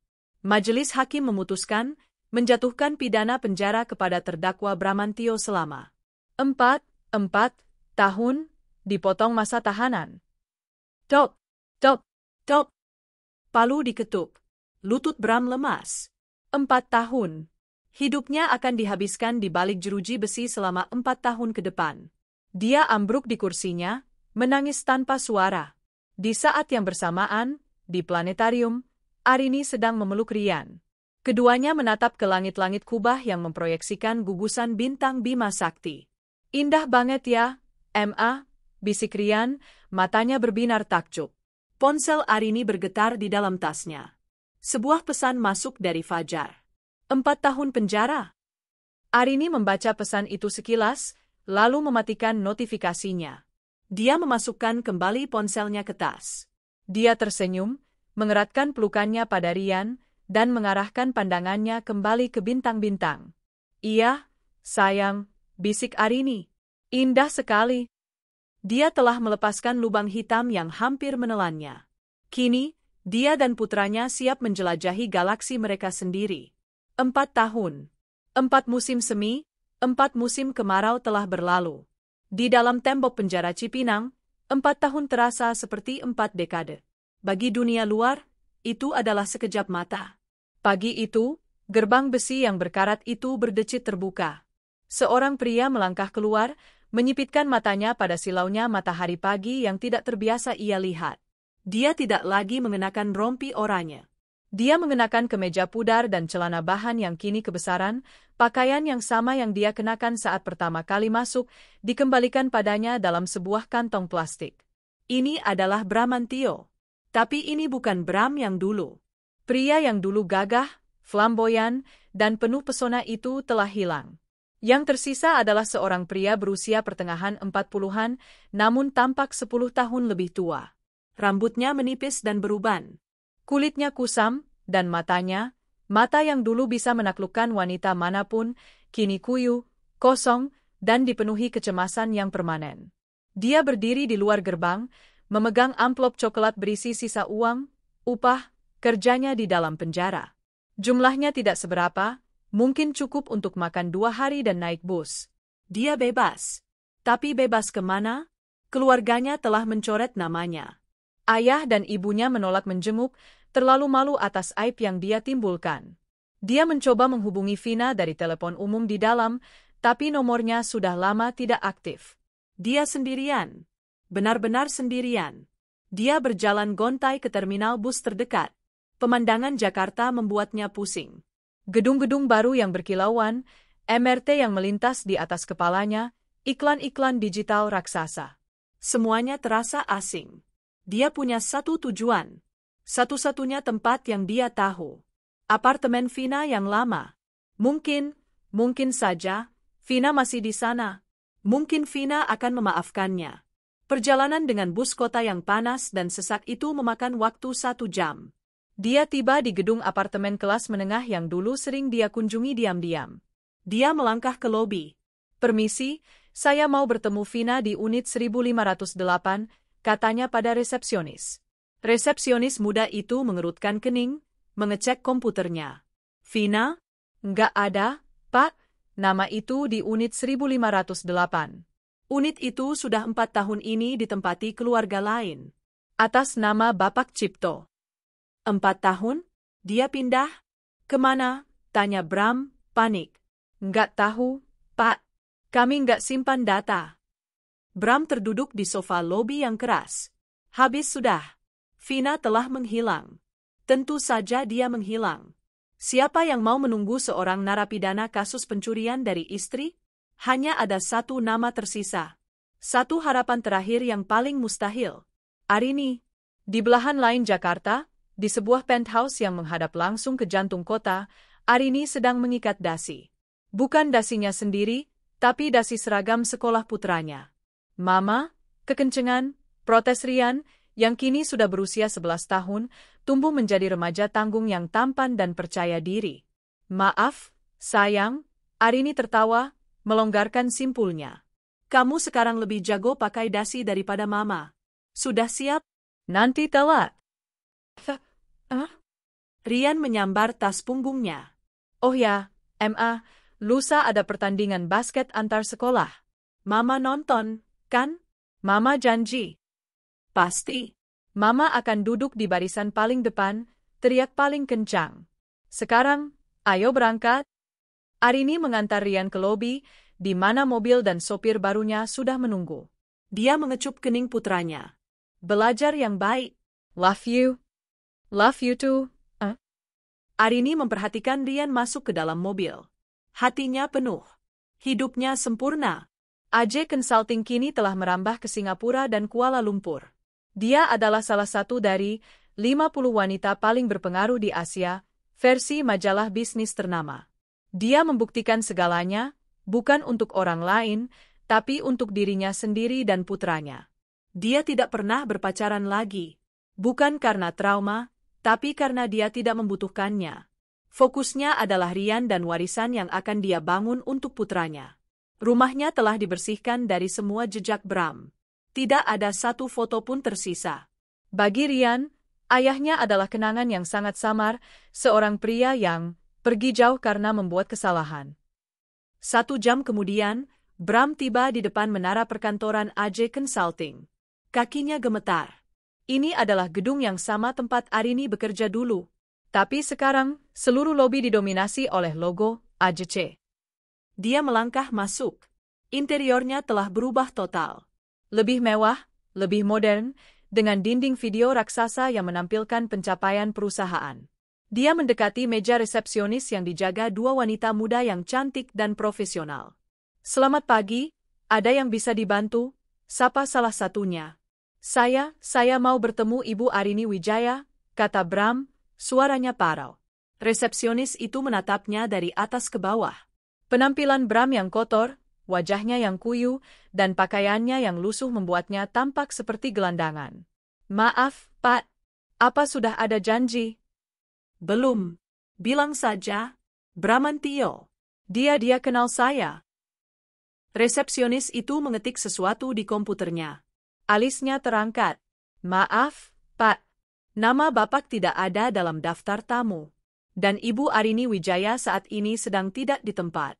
Beliau sedang ada perjalanan bisnis di Singapura selama seminggu. Bram bergumam. Tentu saja. Apa ada pesan yang ingin ditinggalkan? Bram menatap berkeliling.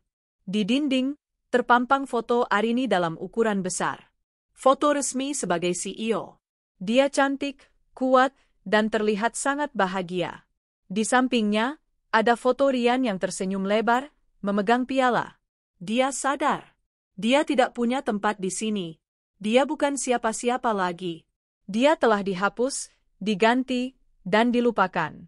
Arini bahkan tidak ada di negara yang sama saat dia dibebaskan. Betapa tidak pentingnya dia. Pak? Tanya resepsionis itu lagi. Bram berbalik, tidak berkata apa-apa. Dia berjalan keluar dari lobi yang dingin itu, kembali ke trotoar yang panas. Di sudut jalan, dia melihat sebuah warung tegal. Dia masuk, memesan nasi dan teh tawar. Saat sedang makan, matanya menangkap sosok yang familiar di seberang jalan, sedang memasukkan barang belanjaan ke dalam taksi. Vina? Bukan. Itu Vina versi 10 tahun lebih tua dan 20 kilogram lebih berat. Tapi Bram yakin itu dia. Dia berlari keluar, menyeberang jalan sembarangan, nyaris tertabrak motor. Vina, panggilnya. Wanita itu menoleh.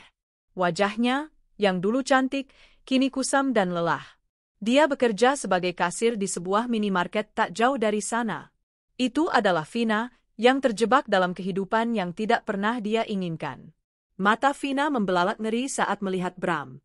Ketakutan, kebencian, dan rasa jijik bercampur jadi satu. Mas Bram? Vina. Ya Tuhan, Vina, aku cari kamu. Pergi, pekik Vina, mundur selangkah. Jangan dekati aku. Kamu perusak hidupku. Vina, tolong, aku nggak punya siapa-siapa. Itu urusanmu, bentak Vina, air matanya mulai menggenang. Gara-gara kamu, hidupku hancur. Aku dan Sasa jadi bahan tertawaan seumur hidup. Gara-gara kamu, Sasa diejek, anak maling, di sekolah. Pergi, atau aku teriak panggil satpam. Vina buru-buru masuk ke dalam taksi dan membanting pintunya. Jalan, Pak, cepat. Bram hanya bisa menatap taksi itu menjauh, membawanya pergi. Dia kembali sendirian di trotoar yang ramai. Dia menatap gedung AJ Consulting yang menjulang tinggi, lalu menatap taksi yang menghilang di tikungan. Dia telah menghancurkan dua wanita. Satu bangkit menjadi ratu. Satunya lagi jatuh bersamanya ke dalam lumpur. Dan dia adalah raja yang kehilangan kerajaannya, kini menjadi pengemis yang tidak diinginkan siapapun. Karma telah selesai menagih hutangnya. 5 tahun berlalu sejak Bramantio terakhir kali melihat Vina menghilang di tikungan jalan. 5 tahun itu, bagi Arini dan Rian, adalah era keemasan. Bagi Bram dan Vina, itu adalah kejatuhan terakhir yang tak berdasar. Malam itu, ballroom hotel mulia berkilauan. Ratusan tokoh penting, menteri, duta besar, dan para CEO dari seluruh Asia Tenggara berkumpul untuk satu malam penghargaan paling bergengsi, ASEAN Business Leader Awards. Puncak acara malam itu adalah penganugerahan Women CEO of the Year. Dan pemenangnya, ujar sang pembawa acara, membuka amplop, yang telah membawa perusahaannya dari pemain domestik menjadi raksasa konsultan regional yang mendedikasikan 30% keuntungannya untuk beasiswa pendidikan anak-anak tidak mampu, adalah Ibu Arini Wijaya. Tepuk tangan membahana. Arini berdiri. Di usianya yang kini menginjak akhir 40-an, dia tampak lebih memukau daripada kapanpun. Malam itu, dia mengenakan gaun sekuin berwarna emerald green yang elegan. Di lehernya, melingkar kalung safir biru yang jauh lebih megah daripada berlian yang pernah dicuri darinya, sebuah perhiasan yang dia beli sendiri sebagai hadiah atas akuisisi perusahaannya di Vietnam. Dia berjalan ke atas panggung, langkahnya mantap, senyumnya tenang dan penuh kuasa. Dia menerima piala kristal itu. Di barisan depan, seorang pemuda tampan berusia 16 tahun menatapnya dengan mata berbinar penuh kebanggaan. Rian, terima kasih. Suara Arini terdengar jelas dan tenang di seluruh ruangan. 9 tahun yang lalu, saya belajar sebuah pelajaran berharga. Bahwa dalam bisnis, juga dalam hidup, kita harus berani memotong dahan yang mati. Dahan yang beracun. Dahan yang hanya menjadi benalu dan menghisap nutrisi dari batang utama. Orang mungkin akan bilang kita kejam. Tapi membiarkannya tetap di sana adalah kekejaman terhadap diri kita sendiri. Malam ini, saya tidak berdiri di sini sendirian. Matanya beralih ke Rian. Saya berdiri di sini bersama aset saya yang paling berharga. Inspirasi saya. Putra saya, Rian. Rian tersenyum lebar, dan tepuk tangan kembali bergema. Perusahaan saya dibangun di atas puing-puing pengkhianatan, lanjut Arini, suaranya sedikit melembut. Tapi dari puing-puing itu, saya dan putra saya membangun sebuah istana. Pesan saya untuk semua wanita di luar sana, jangan pernah takut untuk menjadi ratu di istana yang kalian bangun sendiri. Terima kasih. Di saat yang bersamaan, di lorong gelap di belakang sebuah pasar induk yang becek, hujan turun dengan deras. Seorang pria kurus, dengan janggut tak terurus dan pakaian compang-camping, meringkuk di bawah emperan toko yang sudah tutup. Batuknya terdengar kering dan menyakitkan. Itu Bramantio. Setelah ditolak oleh Vina, hidupnya terjun bebas. Tanpa keahlian, tanpa koneksi, dan dengan catatan kriminal, tidak ada yang mau mempekerjakannya. Dia berakhir di jalanan, menjadi pemulung, tidur di mana saja dia bisa menemukan tempat berteduh. Dia mengaduk-aduk tumpukan sampah basah, mencari sisa nasi bungkus. Tangannya yang kotor meraih selembar koran yang basah kuyup untuk menutupi tubuhnya yang menggigil. Sebuah gambar di halaman depan koran itu menarik perhatiannya. Foto seorang wanita cantik memegang piala. Di sampingnya, seorang remaja tampan. Judulnya, Arini Wijaya, Ratu Baru Bisnis Asia Tenggara. Bram menatap foto itu. Foto Arini dan Rian, putranya. Sudah begitu besar. Tampan. Sukses. Terlihat bahagia. Dia menatap wajah Arini yang bercahaya. Lalu dia melihat pantulan wajahnya sendiri di genangan air comberan di depannya. Wajah seorang tua, penyakitan, dan kalah. Dia meremas koran itu. Bukan marah. Dia sudah tidak punya tenaga untuk marah. Yang dia rasakan hanyalah penyesalan yang begitu pekat, begitu dingin, hingga membekukan sumsumnya. Dia telah menukar istana dengan pesta satu malam. Dia telah menukar seorang ratu dan Bramantio menundukkan kepalanya di antara lututnya yang kurus, menangis tanpa suara di tengah derasnya hujan, menjadi satu dengan sampah dan kegelapan malam. Di sebuah rumah kontrakan sempit di pinggiran Bekasi. Vina baru saja pulang kerja shift malam dari minimarket. Dia membuka pintu, disambut oleh keheningan.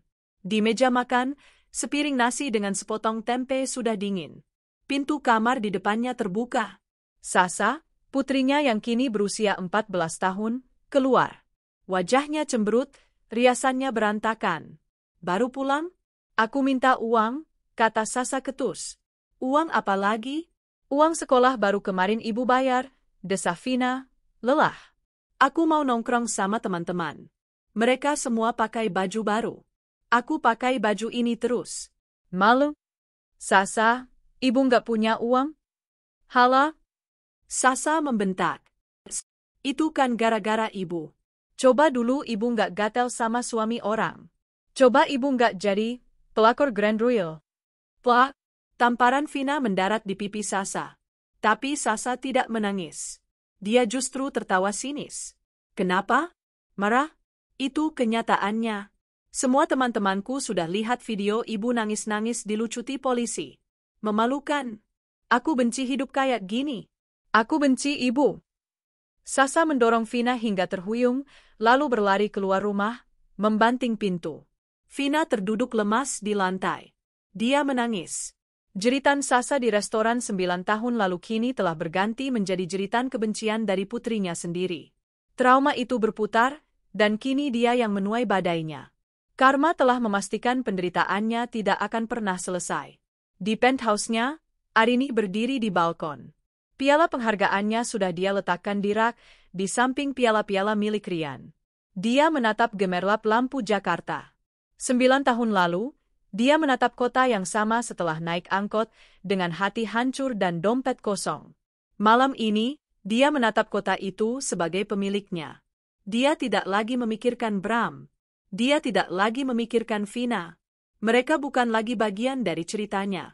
Mereka hanyalah dahan mati yang telah lama dia pangkas, dan kini telah membusuk menjadi tanah. Dia meraih ponselnya. Membuka galeri. Foto favoritnya. Dirinya dan Rian tertawa di depan Menara Eiffel saat liburan musim panas lalu. Dia tersenyum. Dia telah mengurus perusahaannya. Dan dia telah mengurus putranya. Sendirian. Dengan sangat baik. Dia menutup matanya, menghirup udara malam yang segar. Dia tidak hancur. Dia tidak jatuh. Dia telah menang. Secara mutlak. Waktu adalah penyembuh sekaligus pengikis. 6 tahun lagi telah berlalu sejak malam penganugerahan ASEAN Business Leader Awards. Total 15 tahun sejak hari di mana Bram meminjam mobil Arini untuk menjemput Rian. Jakarta telah banyak berubah, begitu pula dengan para pemain dalam drama ini. Rian Wijaya kini berusia 21 tahun. Dia tumbuh persis seperti yang diharapkan Arini, cerdas, berkarisma, sopan, namun memiliki ketegasan dan mata yang tajam seperti ibunya. Dia adalah mahasiswa terbaik di Fakultas Bisnis Universitas paling bergengsi dan sudah dipastikan akan menjadi penerus takhta AJ Consulting. Arini, di usianya yang menginjak 50-an, justru tampak semakin bercahaya. Dia telah sedikit mengurangi kesibukannya, mendelegasikan lebih banyak tugas operasional untuk menikmati hasil jerih payahnya. Dia lebih sering bepergian dengan Rian, bukan untuk bisnis, tapi untuk liburan, menjelajahi Antartika, menikmati cherry blossom di Kyoto, atau sekadar bersantai di villa mereka di Bali. Dia telah menemukan kedamaian. Vina dan Sasa? Kabar mereka hilang di telan bumi. Setelah Sasa kabur dari rumah pada usia 16 tahun, Vina menyerah. Dia berhenti dari pekerjaannya di minimarket dan, menurut gosip tetangga terakhir, menjadi buruh cuci yang berpindah-pindah, bayangan dari wanita cantik yang pernah bermimpi menjadi ratu. Dan Bramantio, dia adalah hantu. Suatu sore di akhir pekan, Rian sedang mengemudikan mobil coupe elegannya sendiri, hadiah ulang tahun ke-21 dari Arini, dalam perjalanan pulang ke penthouse mereka. Hujan rintik-rintik baru saja reda, membuat jalanan basah dan udara sejuk. Dia berhenti di sebuah persimpangan lampu merah di area Grogol, sebuah kawasan yang ramai dan agak kumuh. Saat sedang menunggu, matanya tanpa sengaja tertuju pada seorang pria yang terbaring di trotoar, bersandar di dinding ruko yang kotor. Pria itu tampak sangat sakit. Tubuhnya kurus kering, terbungkus kardus bekas. Kakinya bengkak dan penuh luka borok. Dia batuk tanpa henti, batuk kering yang menyakitkan. Bukan rasa iba yang membuat Rian terpaku, tapi sesuatu yang familiar di wajah tirus itu. Sebuah struktur tulang pipi, bentuk hidung yang samar-samar dia kenali dari foto-foto lama sekali yang pernah dia lihat sekilas sebelum Arini membersihkan rumah dari masa lalu. Rian adalah putra Arini. Dia mewarisi kecerdasan dan intuisinya. Lampu berubah hijau. Mobil-mobil di belakangnya mulai membunyikan klakson. Rian menepikan mobilnya beberapa meter di depan, menyalakan lampu darurat. Dia mengambil dompetnya, mengeluarkan semua uang tunai di dalamnya, sekitar 2 juta rupiah. Dia juga turun ke bagasi, mengambil sebotol air mineral dan 1 kotak biskuit gandum yang selalu disiapkannya untuk camilan. Dia berjalan kembali, mendekati pria itu. "Permisi, Pak," kata Rian pelan. Pria itu mengangkat kepalanya dengan susah payah. Matanya yang keruh dan berair menatap Rian. Itu dia, Bramantio. Bram tidak mengenali Rian. Bagaimana mungkin? Di matanya, yang dia lihat hanyalah seorang pemuda kaya raya, bersih, wangi, yang mungkin kasihan padanya. Dia mengulurkan tangannya yang gemetar, berharap diberi beberapa lembar ribuan. Kan, Mas. Belum makan? Desis Bram, suaranya nyaris tak terdengar. Rian menatap pria yang adalah ayah biologisnya. Pria yang meninggalkannya menangis di pos satpam sekolah belasan tahun lalu. Pria yang mencuri dari ibunya. Pria yang menjadi alasan ibunya membangun benteng di sekitar hati mereka. Tidak ada kemarahan. Tidak ada kebencian. Yang Rian rasakan hanyalah kehampaan. Rasa kasihan yang hambar pada orang asing yang menyedihkan. Dia berjongkok, meletakkan botol air dan biskuit itu di samping Bram. Lalu, dia meletakkan gumpalan uang tunai itu di tangan Bram. Tangan Bram gemetar hebat saat merasakan tebalnya uang itu. Matanya membelalak, tidak percaya. Dia menatap Rian, mencoba fokus. Mas, ini, kebanyakan. Kenapa? Rian menatap lurus ke mata ayahnya. Anggap saja ini bayaran untuk pelajaran terpenting dalam hidup saya, Pak, kata Rian, suaranya tenang. Pelajaran apa? Bisik Bram. Pelajaran tentang bagaimana menjadi pria yang tidak seperti Anda. Bram tertegun. Ada sesuatu dalam suara pemuda itu. Dia menatap wajah Rian lebih lekat. Mata itu, dia kenal mata itu. Itu mata Arini. Rian? Desisnya, suaranya tercekat oleh kengerian dan harapan yang mustahil. Temu, Rian? Rian tidak menjawab. Dia hanya berdiri, menatap pria itu sesaat, lalu berbalik dan berjalan kembali ke mobilnya tanpa menoleh lagi. Dia masuk ke mobil, menutup pintu, dan duduk terdiam selama 1 menit penuh. Dia tidak menangis. Dia hanya menarik napas panjang, lalu menyalakan mesin dan melaju pergi, meninggalkan masa lalu ibunya di trotoar yang basah. Malam itu, di balkon penthouse mereka, Arini dan Rian minum teh melati. "Emma," kata Rian tiba-tiba. "Aku ketemu dia hari ini." Arini berhenti menyesap tehnya. Dia tidak perlu bertanya, dia siapa? "Oh ya? Di mana?" "Di Grogol. Di jalanan." "Dia kelihatannya sakit parah, Emma."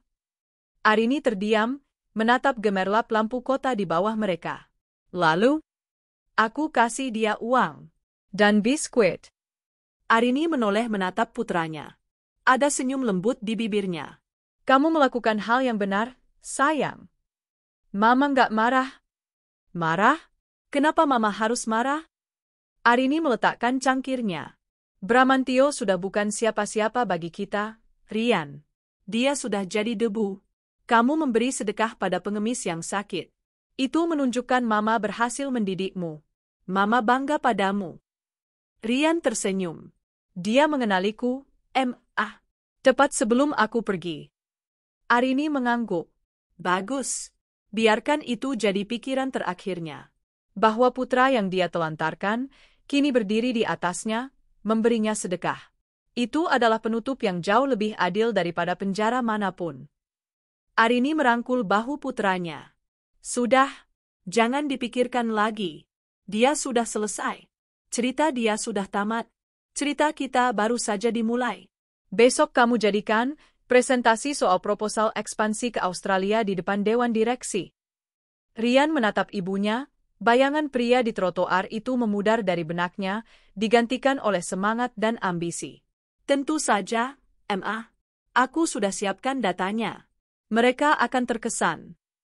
"Mama tahu," kata Arini, tersenyum bangga. Mereka berdua menatap cakrawala.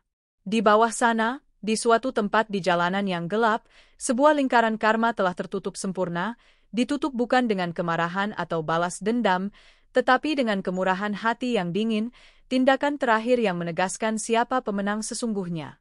1 dekade berlalu sejak pertemuan terakhir Rian dengan ayahnya di trotoar Grogol. Waktu, sekali lagi, telah mengukir ulang lanskap kehidupan mereka.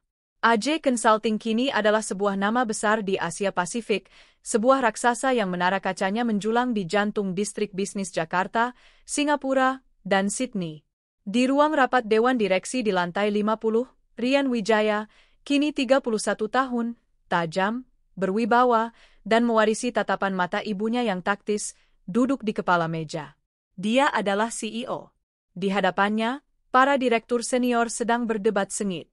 Di layar, terpampang proposal akuisisi dari sebuah startup teknologi yang sedang naik daun.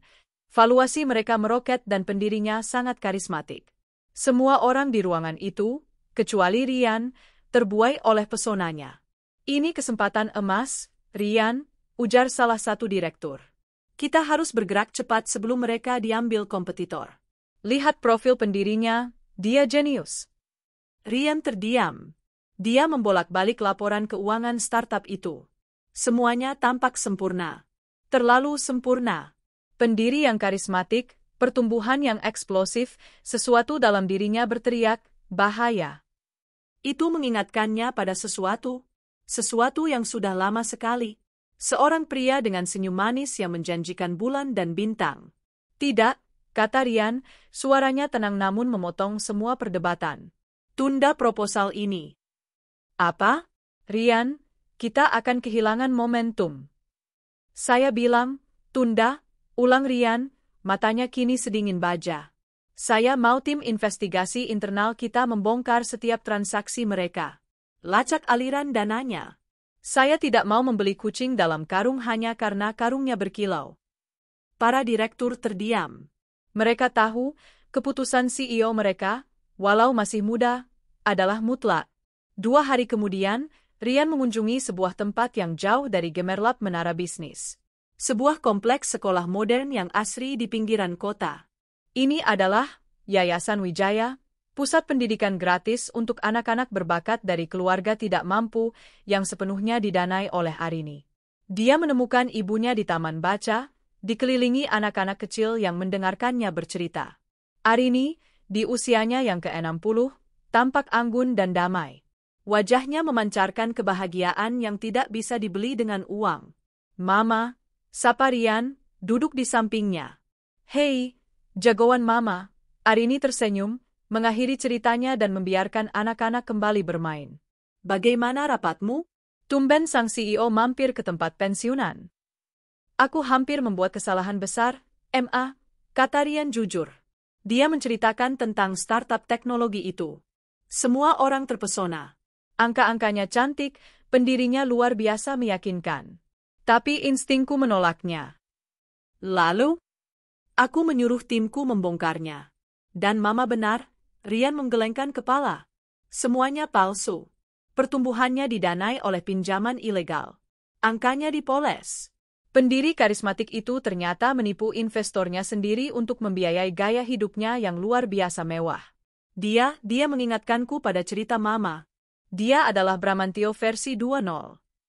Arini tersenyum tipis. Dan kamu melihatnya.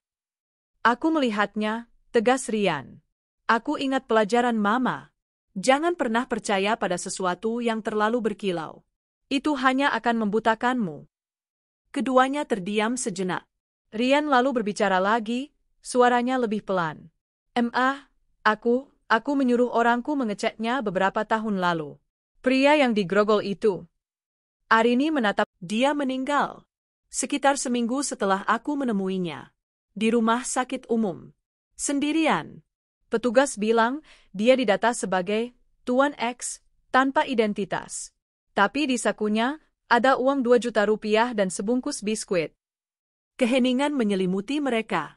Ini adalah titik terakhir dari sebuah cerita yang telah lama terkubur. Dia sudah selesai, sayang, bisik Arini, menepuk tangan putranya. Ceritanya sudah tamat bahkan jauh sebelum dia meninggal. Yang kamu lakukan hari itu adalah memberinya penutup. Dan yang kamu lakukan di ruang rapat kemarin itu adalah buktinya.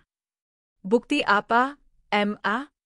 Arini menatap Rian dengan mata berkaca-kaca, penuh kebanggaan.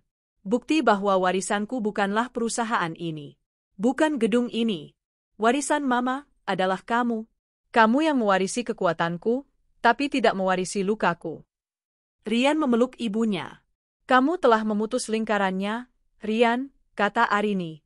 Kamu tidak akan pernah menjadi seperti dia. Kamu adalah pria yang membangun istana, bukan benalu yang merobohkannya. Rian mengeratkan pelukannya. Di sekeliling mereka, tawa anak-anak yang bermain di halaman sekolah yayasan terdengar riang. Itu bukan lagi suara jeritan atau tangis kekecewaan. Itu adalah suara masa depan. Di atas puing-puing pengkhianatan 15 tahun lalu, Arini tidak hanya membangun kerajaan bisnis. Dia telah membangun seorang raja. Dan itu adalah balas dendamnya yang paling manis sekaligus kemenangannya yang paling abadi.